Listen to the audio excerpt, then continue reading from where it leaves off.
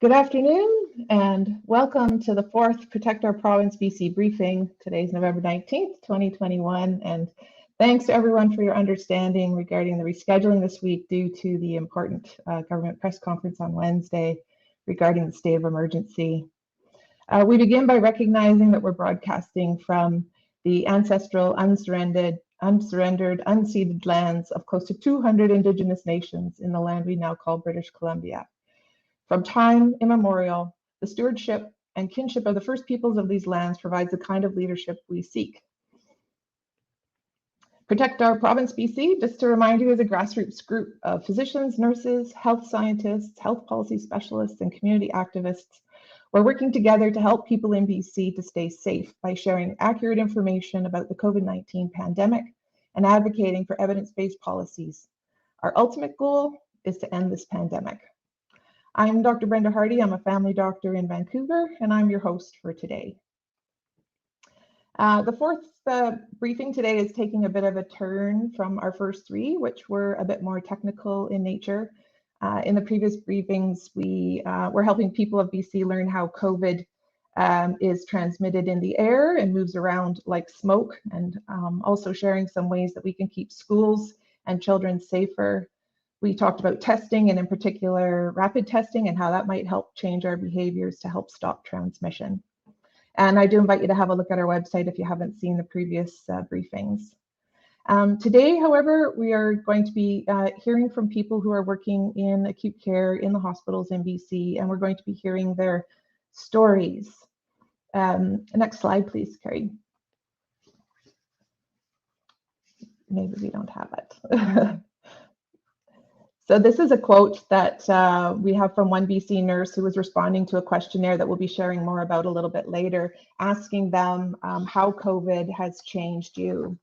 And one of the things about the questionnaire is that we found that folks really did have a lot of similar kinds of responses. It's really been quite difficult actually to hear and to read, and we think it is important to be sharing the stories with people of BC so that we can work together to figure out how to do things better.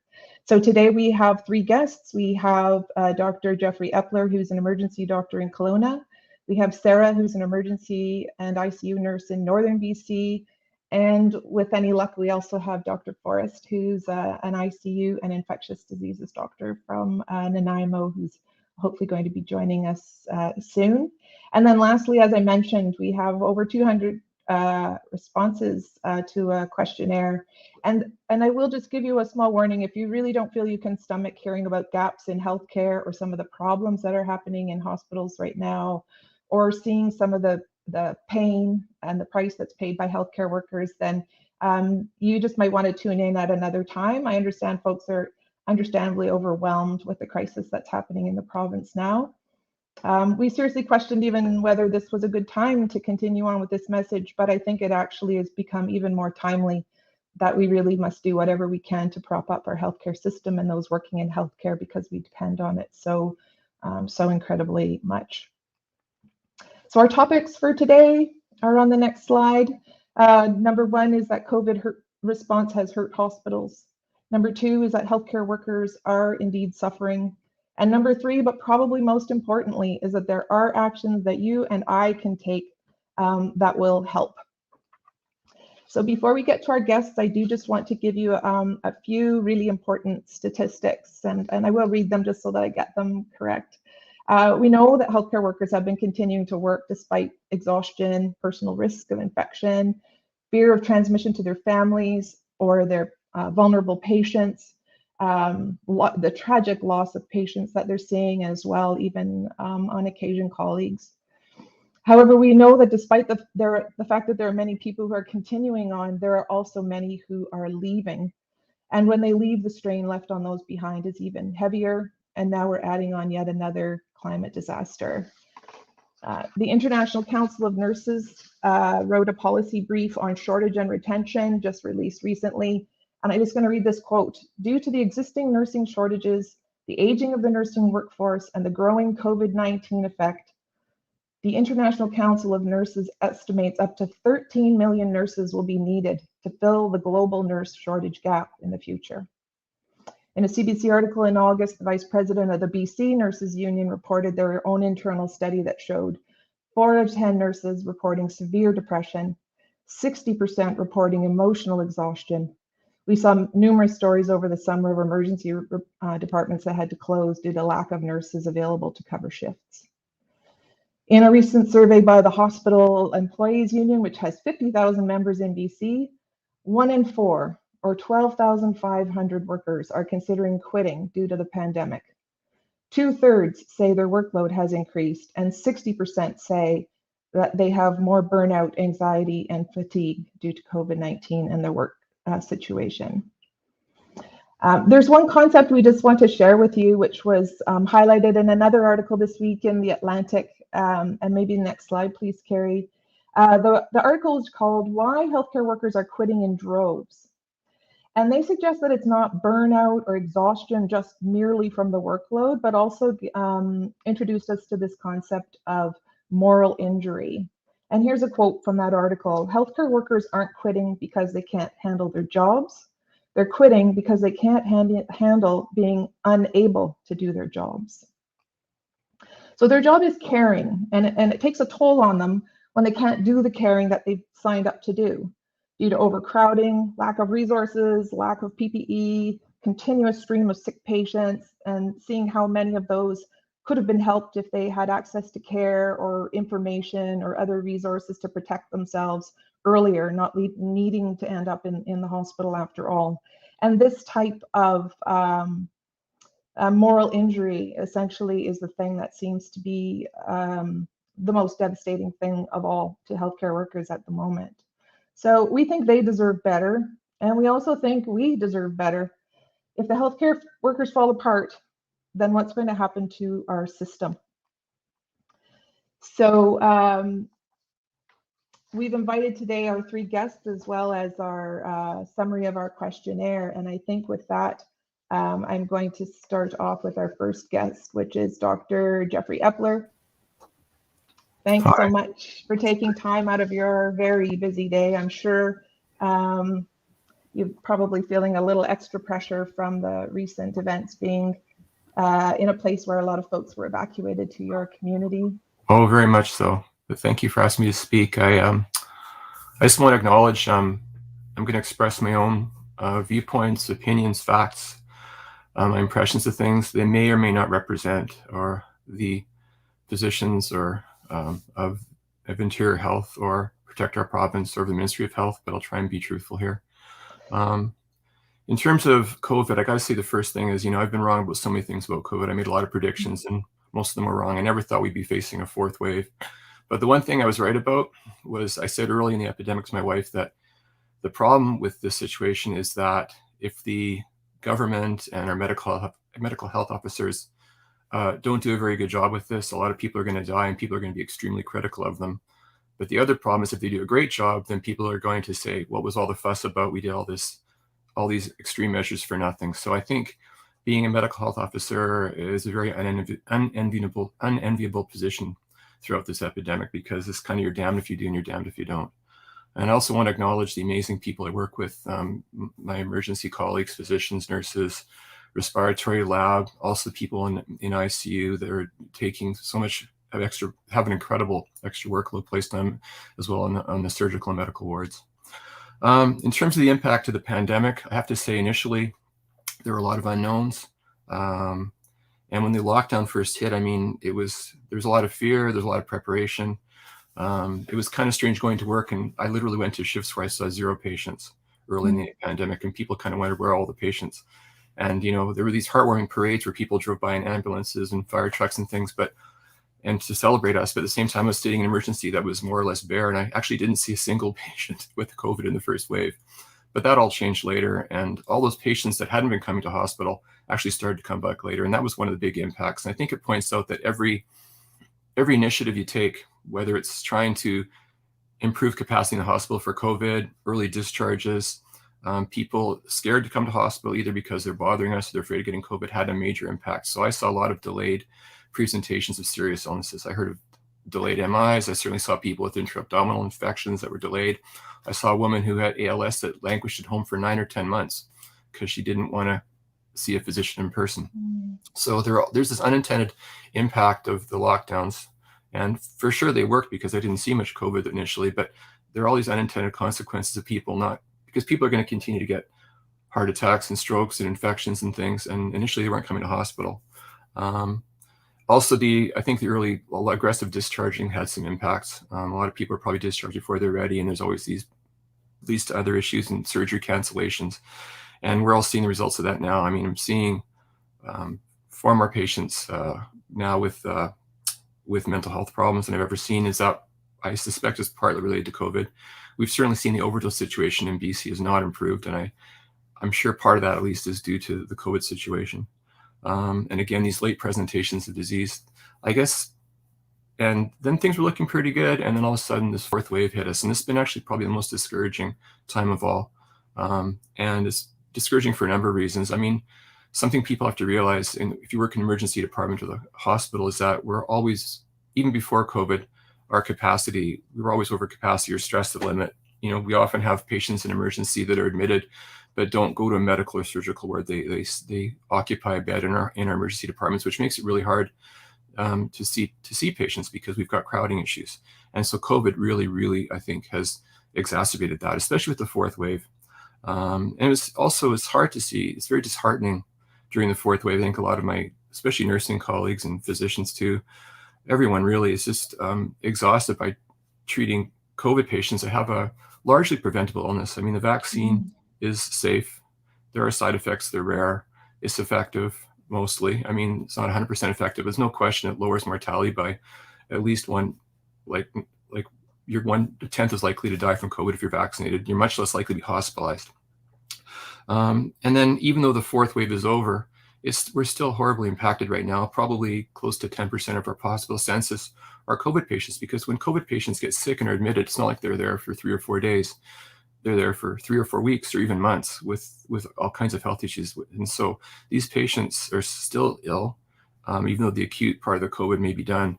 And so they are in the hospital, and that means we have fewer beds in the hospital, which means it backs up into the emergency department. So it remains a challenging time. It's hard to see your coworkers starting to burn out, and everyone's working really hard, but these are very difficult times. And I guess the other thing that's made things worse are the attacks on healthcare providers. You know, I was away on sabbatical, but while I was gone, there was an anti-vaccine protest outside our hospital. It's pretty disheartening. At the beginning of the epidemic, people were banging pots and really supportive of healthcare workers and very kind. And now we've seen, it's a small group, fortunately, but still a very vocal group that not only opposes vaccine mandates, but seems to direct their attacks oftentimes on healthcare workers and others. And it's sometimes verging on abusive, and it's been very disheartening to see. I think that our Ministry of Health has done the right thing. I have friends who are not vaccinated in healthcare, and people I care about, they've made that decision. I respect their rights, but I also think that the vaccine mandate for healthcare workers, I think, is the right thing to do. I think people in the healthcare system should be vaccinated for a variety of reasons. And so I completely support that. So I guess I just want to conclude by saying that COVID's had a big impact on morale, continues to much longer than I ever thought it would. And I also want to point out that every intervention, no matter how well-intentioned, whether it's lockdowns, vaccine mandates, they may be good on some way, but there's always unintended consequences, and some of those are negative. And I think also we have to take into account that a lot of mandates can start to burn through social currency and good intention on the part of the public. So we have to balance anything we do with its effect on the public and the acceptance by the public of these things. So there's no free lunches here. No matter what we do, there's going to be negative impact somewhere. I hope we can move forward with more vaccination and better and more sensible measures to reduce transmission. Thank you. Thanks. Do you mind if I have one final question for Ask you? as many as you want. I'd be delighted. Yeah. What you just shared so much, and there's just so much to absorb. And I do want to thank you for allowing us all to participate in listening and to bear witness to what it's like for you and in your workplace and your point of view, being able to see it from a different place. I think for a lot of us who aren't in acute care in the hospitals, we have a very different view. You know, it's only what we see. So if we don't see what's happening, we kind of can't know it.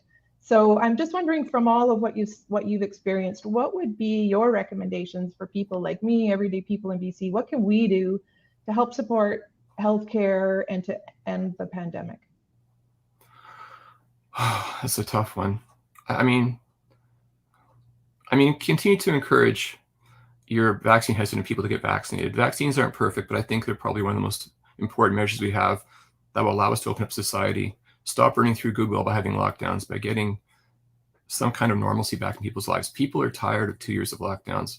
And it's getting better now, but the problem is when you relax lockdowns, you get more disease, but you have to balance that with our quality of life. And again, there's no simple solution, and anything we do have unintended consequences. I think the other thing is to battle misinformation, but do it gently. There's a lot of polarization in society, and COVID's kind of brought out the worst. And so I think we need to have a respectful dialogue with people with whom we disagree. A lot of these people are crazy. I don't mean to be, it sounds disrespectful, but they are. You can't reason with some of these people. After I was interviewed, I had people post on Facebook that I was a liar, I was a racist. It was unbelievable. I haven't any death threats, but I just heard a story on CBC where physicians have actually had death threats for encouraging vaccinations. So I think we have to dialogue with people that are probably less strident and more reasonable. And I think we also have to acknowledge that anything we advocate for as healthcare providers in whatever area, whether it's in public health or acute care or in the community, that anything we do will potentially have unintended consequences, like we saw with lockdowns. And I'm not saying the lockdowns were wrong, but that meant early discharges, people not getting the acute care they need, canceled surgeries, increased mental health issues and addictions. So, and again, I'm not critical of the lockdowns. I'm rather agnostic whether or not they work, but I think there has to be acknowledgement that no matter what we do, there are going to be unintended consequences. We have to balance all of that. Great. Thanks so much, Dr. Eppler. I really appreciate you taking time out of your busy day. Thank you. Next up, we have Sarah, who is an emergency room and ICU nurse from Northern BC. Sarah, thanks for joining us today. And I do want to just note that Sarah's chosen to do an audio interview only, and we're not trying to disrespect Sarah in any way. This is her request. And in fact, what we have heard from I've heard from my own colleagues who I invited, that they often are a little bit reluctant. And as Dr. Eppler just said, no one here is speaking on behalf of any organization, any profession, even on behalf of POP BC. We're just truly here to be curious, to listen, to hear, and to learn. So thanks so much, Sarah, for connecting with us today. Of course. Thank you so much for having me. Can you hear me okay? I can hear you very well. Thanks. Perfect. Okay. Yeah, just kind of on the tail of that, I would love to be able to kind of share all of my bits and tidbits and stuff like that. But there is that, from the nursing standpoint, a little bit of the hesitancy. I've had that with my colleagues as well, especially with how polarized this issue has become. So, but really happy to be able to partake today and just sort of share a little bit of what I've seen in the various facilities across Northern BC, especially working in the emergency departments, and kind of what that's looked like changing since COVID. Yeah, so maybe we could start there, because I do think it's a bit of a unique, every region has its uniqueness, but certainly in the north, there's some other levels that we sometimes don't see elsewhere. So Sarah, why don't you just tell us a little bit about how COVID has changed your workplace and your work?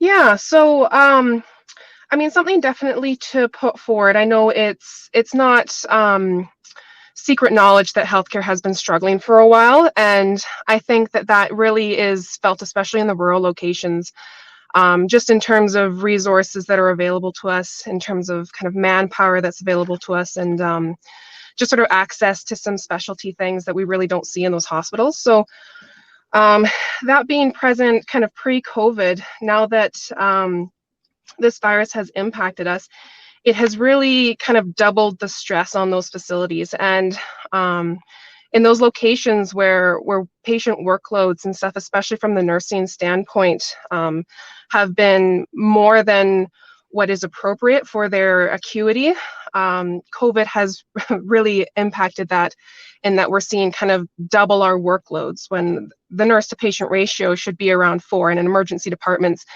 it can be anywhere less than that, sometimes one-to-one based on the acuity of the patients. And I mean, I've been in emergency departments in northern BC that I've had 10, 12 patients to myself, and of varying acuity, because when you work in a small facility, you see anything from sort of the stub toes to the prescription refills to the full cardiac arrest or respiratory failures. So it's kind of any combination of those. And especially with the uniqueness of COVID and how sick these people are that we're seeing come in, it's really just overwhelming. Honestly, it's hard to describe it in any other way as being overwhelming and just exhausting, trying to provide the same kind of care that you feel you are expected to and that you would love to provide, but not being able to physically or mentally do that.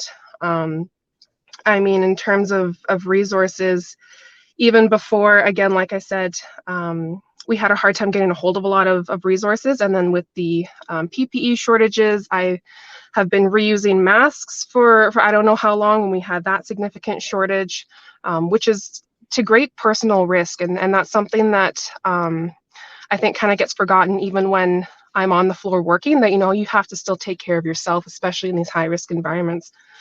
So, I mean, taping equipment together to try and get the job done, there's been some very interesting things that I honestly never thought I would see coming into this, coming into healthcare, to be totally honest.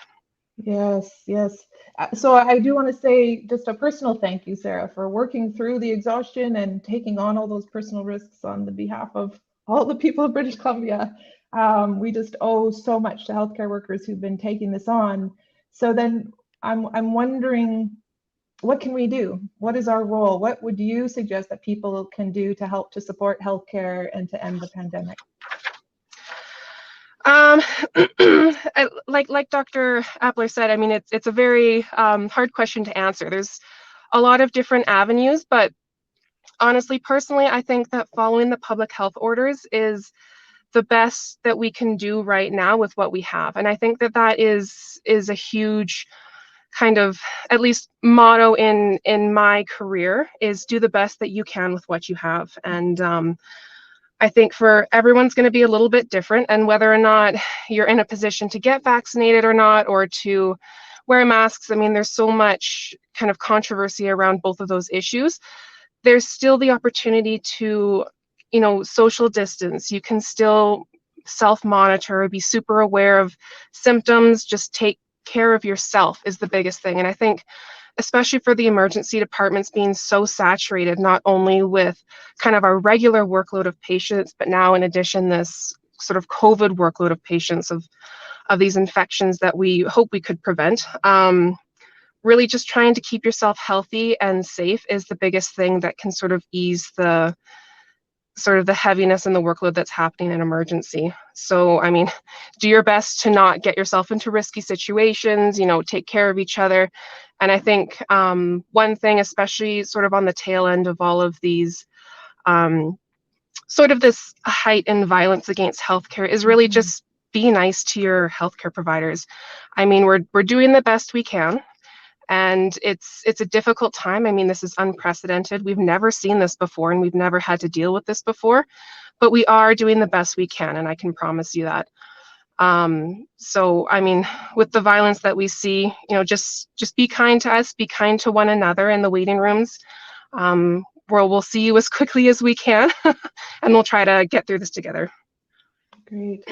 And so that's excellent advice, Sarah, telling folks to do what they can to take care of their health and not put things off. I also heard that from Dr. Eppler, because that actually leads to extra work when, if folks could have taken care of something earlier, they don't, and they're doing it often out of a good place. They don't want to overburden you. They don't want to, you know, create extra congestion in the emergency department. So this is often a tricky one for folks to know, you know, when is the right time, and when should they go, and how should they get care. So I know it's a little out of your wheelhouse, but what I'm thinking is, then it looks like probably what we need is a little more support before it gets to that point. And I'm, as a family doctor, that's, you know, pretty obvious to me that the place we should be bolstering is really the primary care, family practice, all of those places, so that folks like Dr. Eppler's patient that waited 7 months, you know, because she didn't have an acute illness. Hopefully those things just won't be happening so much. Sarah, I'm just wondering on that note, this is a tricky one, but you know, what is your advice for folks if they think they're sick enough that they really need to get care and they can't access it any other way? Are they doing you a favor by not showing up? So, I mean, like you said, when when we're feeling unwell and we let it kind of get to the point where all of a sudden now this is a genuine emergency that requires emergency department visit, I mean, we could probably have prevented it getting to that degree if we had access to more primary care services beforehand. So I think in my personal opinion, being aware of the resources within your community in terms of who you can go see before things get to this emergent state is really something that I think would be huge and really felt by the emergency departments. You know, finding family doctors if you can. If you can't, accessing resources that are available to people who can't find family doctors, especially in the north, where that is kind of a rarity for us up there. Mm-hmm. Mm-hmm. And so I think, but when you're unsure, if you're unsure, they do also have the 811 numbers throughout the province as well, just being able to talk to somebody on the phone. They can provide you recommendations. And then if you're really uncertain, you can come see us. But just be aware that this is the situation happening in our emergency departments. We are struggling very hard, and we will do the best we can to serve you as quickly as we can. But we are going to base who we see first off of who is the sickest. That's how we've always done it. And if it means that our wait times are 8 hours, unfortunately, that's kind of the reality that we're at right now. So do your best to access the resources in your community first. But if you're unsure, if you're feeling very ill, obviously, if you have any kind of serious concerns, especially breathing wise, I mean, we're always here. We are here for you guys to come see us. This is what we do. Thanks so much, Sarah. I just can't thank you enough for all the work that you're doing. And I know that starts to sound really, I don't even know what the word is. It's a little bit flat when you've been thanked over and over for 2 years of putting yourself out there, but truly from my heart, me to you, I do thank you, and thank you for your time today. And hopefully you're able to stay on for some questions after. Of course, yes, I'll be here. Okay. Thank you so much for your time. Thank you. Unfortunately, Dr. Forrest, who's up next, is actually, he's an ICU and an infectious diseases doctor, and he's working today, and he's just sent me a note saying he's getting a call to the ICU, so he has to leave. So what we'll do is we'll carry on with our presentation, and fingers crossed if he's able to come back in a few minutes, we'll have him on, because I do think he's got a lot of important information to share. But if not, of course, we fully understand that's the nature of the pandemic, and that's a great example of the kind of overwhelm that we're talking about. So until David could possibly come back, we'll switch up gears then, and we'll go to our questionnaire. So we have today with us the co-founder of Protect Our Province BC, Dr. Karina Ziegler. And she's going to share the information from our questionnaire, I guess is what I'm going to call it. So, Karina, maybe you could just tell us a little bit about why this happened. What's the purpose of this questionnaire? What was the reasoning to go to social media and to ask healthcare workers how COVID is impacting them? Yeah, so we wanted to really get a chance to be able to hear from hospital workers about their experiences so far in the pandemic, but it's been very difficult to get any information about what is actually happening in our hospitals. Back in September, CTV journalist Penny Daflos highlighted that the numbers that are released by the government in terms of how many people are in hospital are only the people who are currently infectious and not those who are still in hospital due to COVID but no longer infectious. We tried to find out for this briefing what the current shortages are in terms of hospital staff, and we're not able to get that kind of that information. And so that's where we got the idea of putting out a anonymous questionnaire that people could freely answer without having to fear any repercussion from their health authority or due to have signed non-disclosure agreements. So we put out the questionnaire on our social media and asked people to share it widely, and we're able to get, I think at last count it was 198 responses, which was incredible. And I certainly highly encourage folks to take a look at all of those answers to the questionnaire, which can be found on our website, protectbc.ca. Under the news section, you will find a link, and people can read over all of those stories. They are primarily responded by nurses, but other hospital workers as well. And they are just incredibly powerful, moving accounts of what it's been like. And I think they really highlight how much our hospital workers are suffering and have suffered over the pandemic, and that we might be in a bit of trouble there. So we've for today picked out some quotes from some of those stories that we'd like to share with you, but do definitely check out all of the responses on our website as well. Yes, I saw them in spreadsheet format, and I was reading down a column, and I was shocked at how emotional I was at reading it. It was really very impactful. So definitely agree that folks should have a look at that. So I'm going to turn it over to you now to just share some examples from the questionnaire and what you found. Thanks. So who responded to our call for stories? 197, although I just took a peek right before and it was up to 198 hospital workers. The average number of years worked was 16, but anywhere from 1 to 40 plus years. And all of the health authorities, except unfortunately for First Nations Health Authority, responded to the questionnaire. Next slide, please. So one of the questions that we asked was, how has COVID impacted you, changed you? And these are some of the, here are some quotes from that. Extra work and duties, chronic staff shortages, vilification of the unvaxxed, racism, aggression, psychological torment, and burnout. Having our entire hospice unit basically wiped out due to a COVID outbreak was terrifying, exhausting, and just so sad. It made me lose faith in management and in my employer after seeing the extent of the cover-up, lies, neglect, and corruption. And we created this Wordle. One of the questions that we asked our respondents was, what was one word to describe the way you feel right now? And this image captures some of the most common responses and a lot of the words that were used to describe how people feel.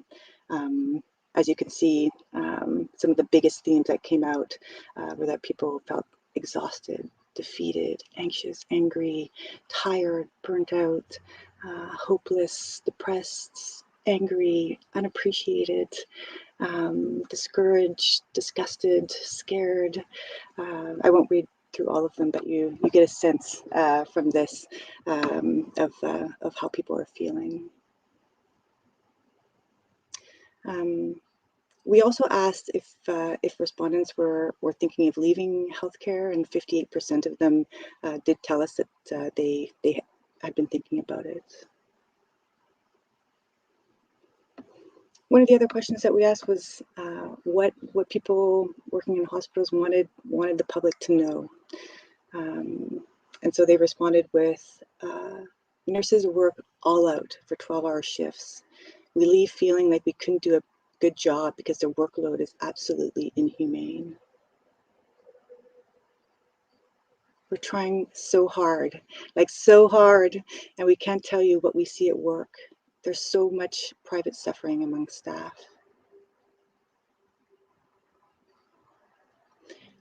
That just because there are no limits on things like concerts, restaurants, etc., doesn't mean it's a good idea to attend or visit. COVID is airborne, and entering into an indoor space greatly increases your risk. We nurses cannot adequately care for you. Your care and the care of your loved ones is suffering. Our workload is pushed beyond acceptable limits. Many of your individual needs will not be met. Please do what you can to stay healthy. It's likely that when you get sick, there won't be any hospital staff left to help you.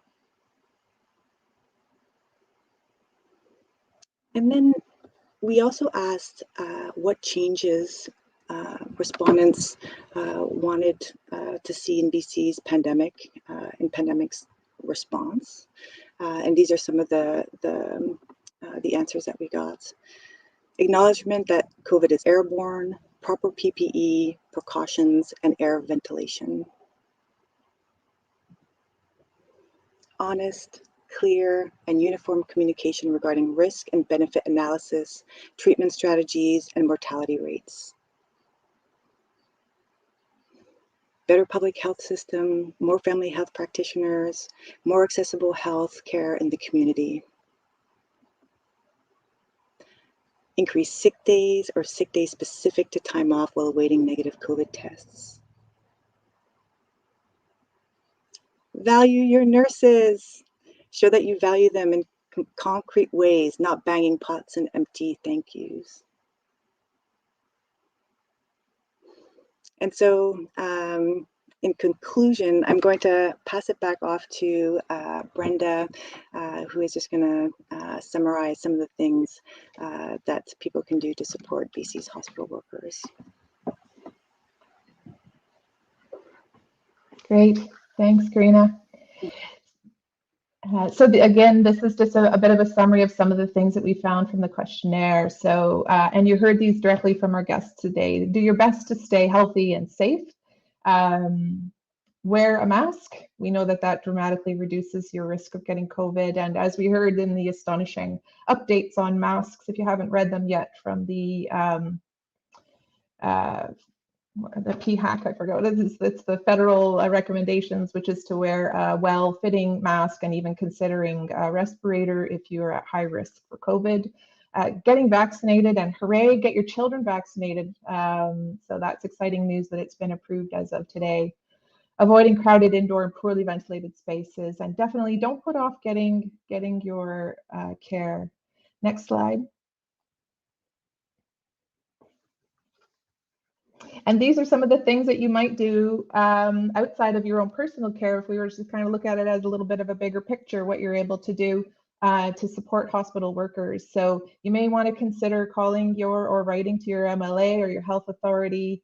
Ask them to deal directly with the issues in hospital staffing that we heard about the overcrowding and the inability for folks to be able to do their job due to lack of resources. Tell them to give N95 masks to any hospital staff who want them and to assure adequate ventilation. I understand that this is an area that has been somewhat contentious, but at least for the folks who would like to protect themselves more, we shouldn't be blocking them or stopping them from being able to do it. And also just ask for better protections to try to reduce the transmission of COVID-19. And if you tune into our other panel sessions, you'll be able to learn a little bit more about what those are. So I think it looks like, unfortunately, our other physician is not able to be here with us today. He's working in the ICU. So we'll end our briefing here, and we'll see if there are any questions from anyone who are watching on any of the streams.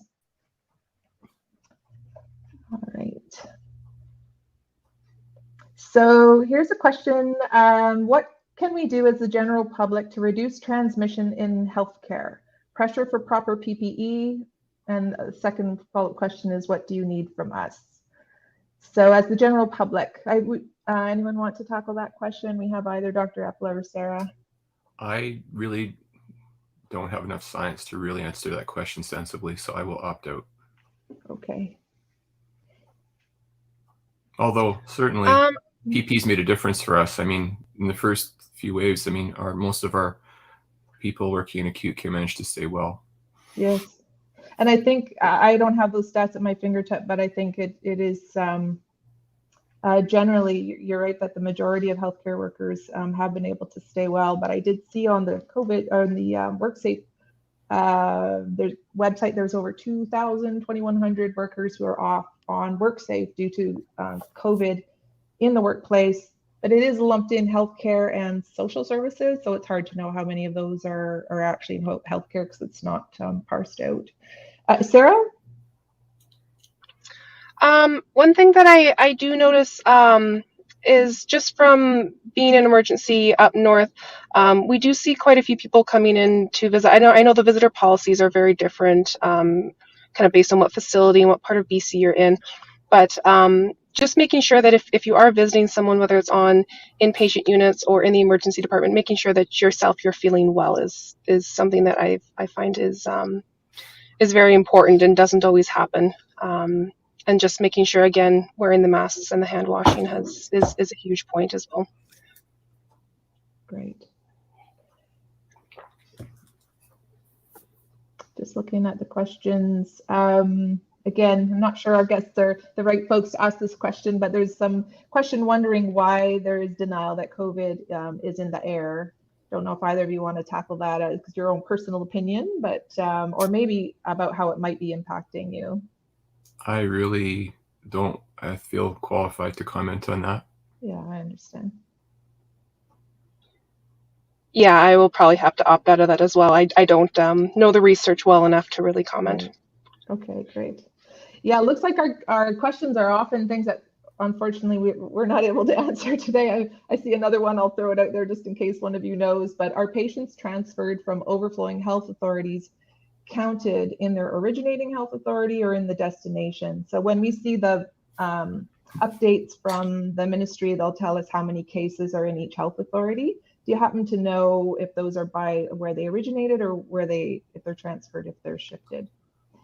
I don't know the answer to that, but I will say I think that certainly Interior Health has really tried to accommodate more rural parts of the province, including Northern Health, and have taken patients from those other areas, and it's certainly impacted our acute care services. And again, I not to belabor the point, but a lot of those people have chosen not to get vaccinated, and they've gotten sick, and they've had to be evacuated down to not just Interior Health, but also down to the coast to other hospitals. But these sick people from other authorities are definitely impacting other authorities because they often come from rural settings with fewer services.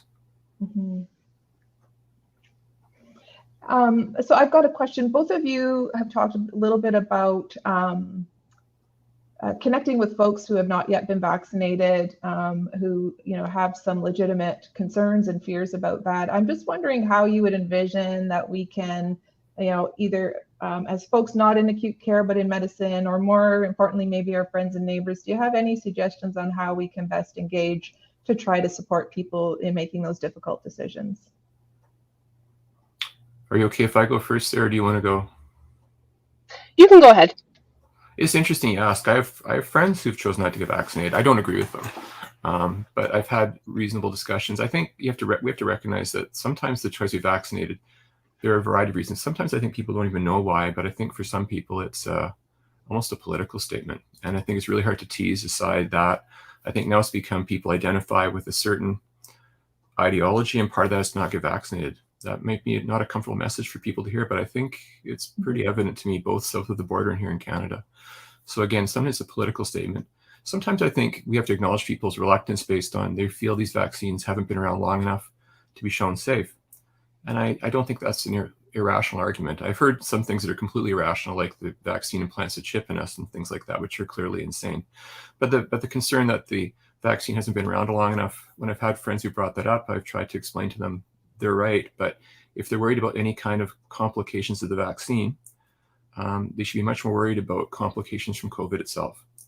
And I think, like, I've had people ask, could I get an autoimmune condition down the road? And I say, well, I guess it's possible, but you should be much more concerned about getting autoimmune illness from COVID. Another example would be myocarditis is certainly a thing. I've seen a case of myocarditis from the vaccine, but the rates of that are probably in the neighborhood of 1 in 50,000, 1 in 100,000. The rates of getting myocarditis from COVID itself are at least 10 times higher than that if you look at the literature. So I think you have to I think there's been a lot of puritanism on the part of people who are on the side of science, but sometimes they're a bit too strident in how they address people who are vaccine hesitant. And I think we have to address people respectfully. It seems to be a general lack of civility nowadays that I find deeply concerning, and COVID's kind of unmasked that a little bit. So I think approach people with respect, address their questions with kindness, but I still think the messaging should be clear that the vaccines appear to be safe. There are rare side effects, and they appear to be effective. Not 100%, but better than not being vaccinated.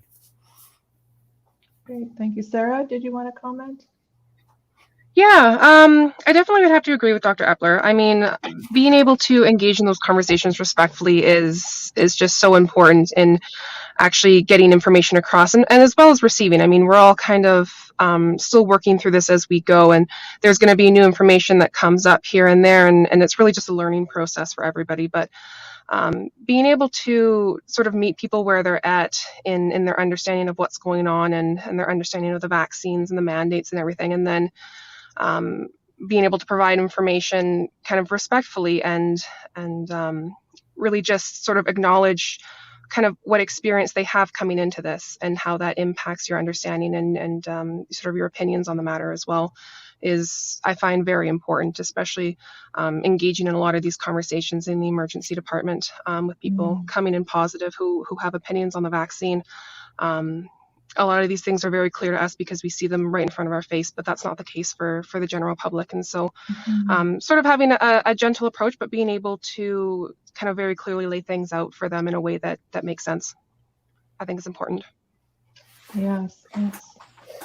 Yeah, I think to paraphrase you both and fix me if I'm wrong, but I'm hearing you saying that to start those conversations, you have to start with listening, and you need to hear where people are at, what their concerns are, and you can validate concerns without agreeing with concerns, and then you can often have some conversations from there, depending on where that person is in their journey for being prepared for change.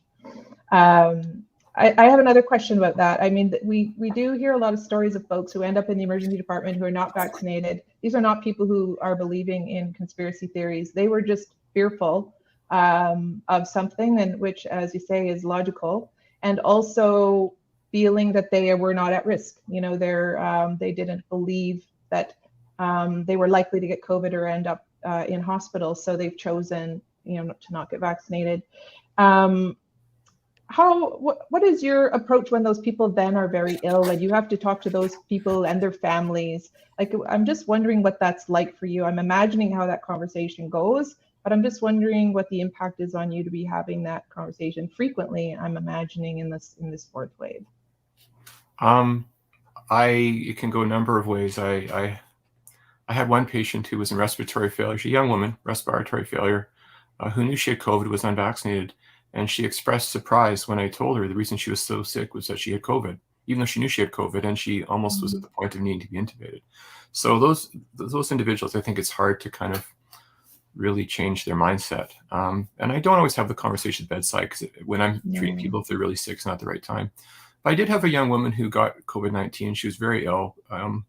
She wasn't intubated by the time I saw her, but she was certainly in respiratory failure. And I sort of asked her why, and she sort of had said that people had implanted the fear of the vaccine in her. And she seemed fairly open. I said to her, well, you can see now how sick you are, and those people, they did you harm because they gave you incorrect information. And she said that when she was out of hospital, she was going to get vaccinated and she's going to spread the word. And so I think you can, in some people, turn things around, but it's challenging. And there are people who are going to even deny they have COVID or the vaccine makes any difference. And you have to choose your battles and which hills to die on, quite frankly. And also at the bedside, sometimes people are too sick that it's not really fair to discuss those matters with them, in my setting. Absolutely. Sadly, I must leave now, but thank you. Thanks for your time. Sarah, we'll give you the last word. Did you want to comment? Yeah. It's definitely been tricky to kind of navigate some of those conversations, especially seeing the sort of variety of people that come through emergency department. You have people from kind of all walks of life, and similar to Dr. Eppler, I mean, I've had conversations with people who are in full respiratory failure, continuing to deny that they have COVID, even though we have all of the evidence kind of in their health story. And being able to show them, you know, this is what's happening with your body right now, and and continuing to deny that, and that's a very difficult thing. And I mean, as he said, you have to choose your battles, really. But on the other side, I mean, we do have people coming in who, just with all of the polarization and just the misinformation that's spreading around, especially on the social media platforms, it's very difficult to know what to do these days, especially if you don't have formal training in these kinds of matters. So I mean, I feel for those people that don't know what is the right choice. And especially with, again, how loud some of these other streams of misinformation are kind of becoming, it's a difficult situation to be in. And so I find that I offer them just the sympathy of not really understanding what to do and what the right choice is, but knowing that while they're here with us, I mean, we're going to try to provide them with the best care that we can. But when hopefully they get over this health kind of experience, that they're able to kind of dispel that information and sort of provide others in their lives with some sort of first account that might be a little bit more reliable than a lot of the things that they're hearing in other avenues. And just, I mean, we would love nothing more for this all to end. And I think just making sure that the proper information out there is just such a huge key to that. Thanks so much, Sarah. And I think that's a great sort of segue into ending our session today, because our next session is December the 1st at noon. And the topic essentially is helping people to make their own risk assessment based on accurate information, being able to take the information and know what it means for them and make good choices. And this has been one of the trickiest things throughout the pandemic, is to be able to sift through all of what's out there and know what's best for us and know what choices we can make to keep ourselves safe. And that's in fact a little bit about why POP BC exists, basically to be able to guide people and help people on that journey to collect some of that information. So thanks so much, Sarah, for being a big part of it today. I really appreciate all of what you're doing and your time today as well. And direct everyone to the protectbc.ca website if you'd like to see a summary of the event today and look at all the details of the questionnaire that was sent out to healthcare workers. So thanks so much, everyone. We'll see you next time.